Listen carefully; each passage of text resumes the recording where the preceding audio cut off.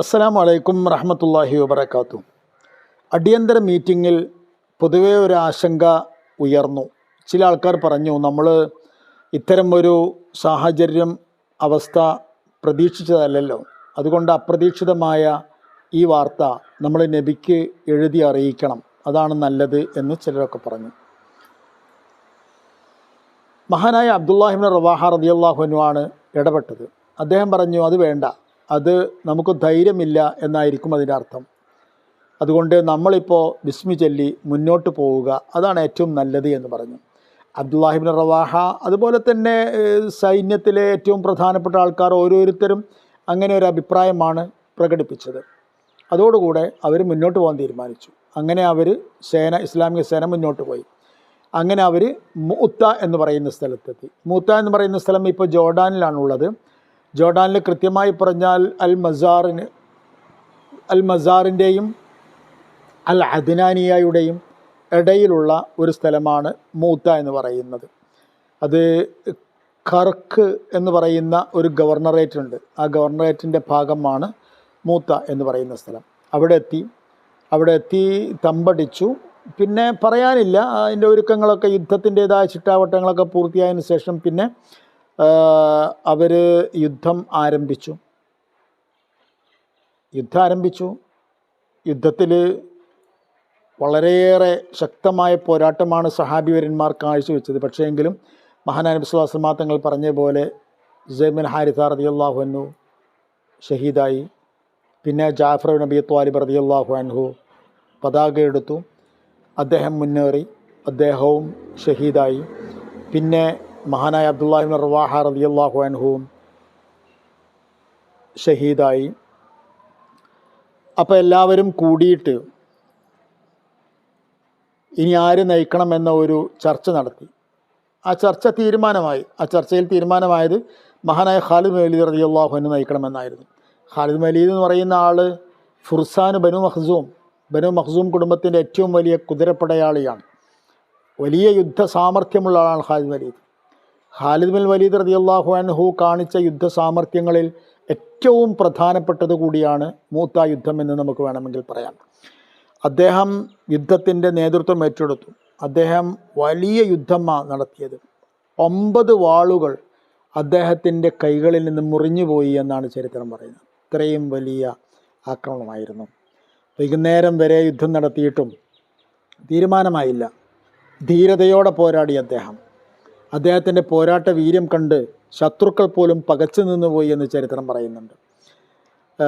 പിറ്റേ ദിവസം യുദ്ധം പുനരാരംഭിക്കുമ്പോൾ ഖാലിദ് ബിൻ വലീദ് റളിയല്ലാഹു അൻഹു ഒരു പ്രത്യേക യുദ്ധതന്ത്രം പുറത്തെടുത്തു.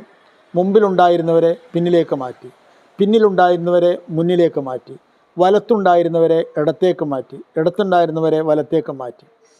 അങ്ങനെ അങ്ങോട്ടും ഇങ്ങോട്ടും മാറ്റി എന്ന് മാത്രമല്ല, പിറ്റേ ദിവസം യുദ്ധത്തിൻ്റെ മുമ്പിലെത്തിയപ്പോൾ ശത്രുക്കൾ കണ്ടത് ആളുകളൊക്കെ മാറിയിരിക്കുന്നു.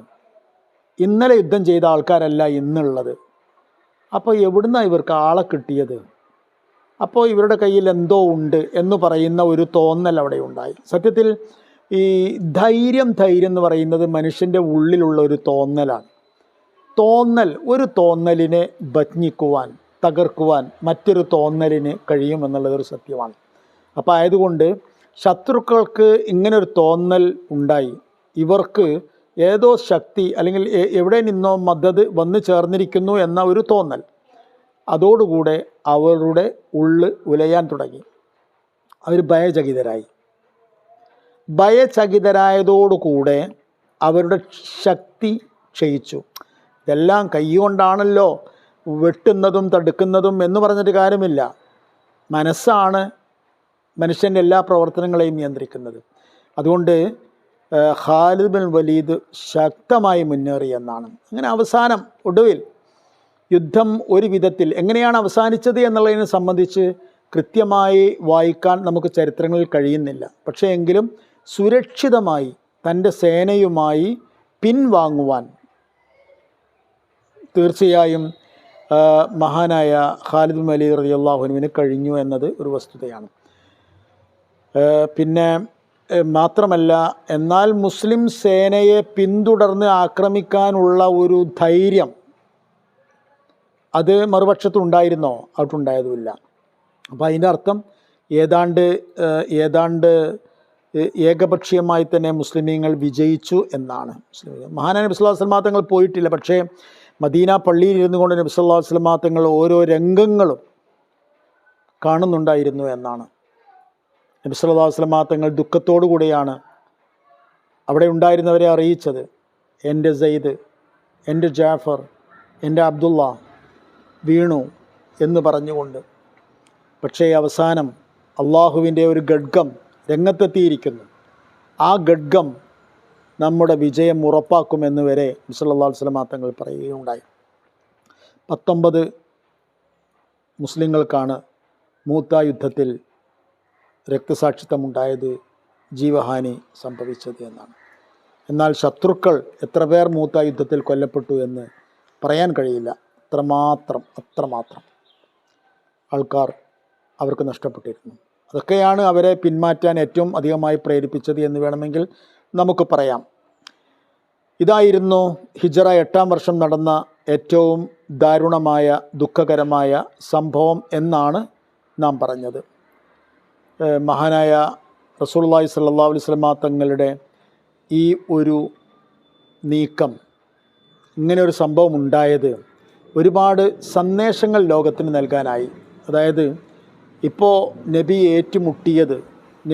ഏറ്റുമുട്ടാൻ തുടങ്ങി വെച്ചത് അഅ്ളമു ഖുവ്വത്തിൻ അലാ വജ്ഹിൽ അർള്, ഭൂമുഖത്തുള്ള ഏറ്റവും വലിയ ശക്തിയെയാണ്.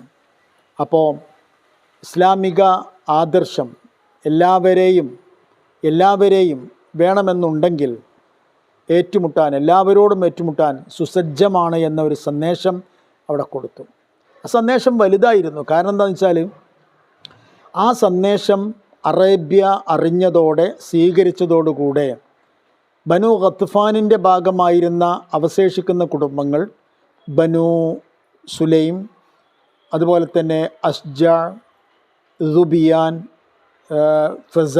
ബനു ഫസാറ തുടങ്ങിയ കുടുംബങ്ങളൊക്കെ കൂട്ടമായി ഇസ്ലാമിലേക്ക് വന്നു. കാരണം എന്താ വെച്ചാൽ അവരൊക്കെ തന്നെയും ഈ കാര്യത്തിൻ്റെ സന്ദേശം വായിച്ചു ഞെട്ടുകയും ചെയ്തു.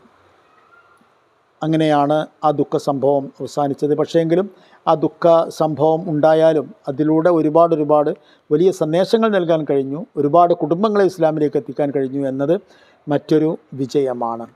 പിന്നെ തുടർന്ന് വീണ്ടും അറേബ്യയുടെ ചില മുക്കുകളിലും മൂലകളിലുമൊക്കെ ഇസ്ലാമിനെതിരെയുള്ള സ്വരങ്ങളും ശബ്ദങ്ങളും നീക്കങ്ങളുമൊക്കെ ഉണ്ടായി.